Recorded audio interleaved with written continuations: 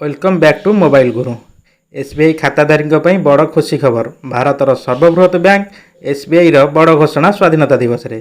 तेबे चलतु जानिबा कौन से घोषणा।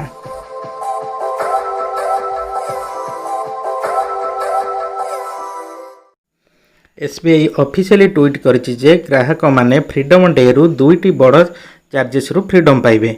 प्रथमे एसएमएस अलर्ट चार्जेस रु ग्राहक माने स्वाधीनता पाइबे, जहाँ 6 मास को 15 टंका हिसाब से ग्राहक मानक वर्ष को प्राय 30 टंका देवाक पड़ूला। बर्तमान से माने सेतिरु मुक्त। द्वितीय सबुठ बड़ घोषणा जे मिनिमम बैलेंस मुक्त हेबे ग्राहक माने, जहाँ ग्रामांचल 1000, सेमी अर्बान 2000 और मेट्रो 3000 रखा जाइतला।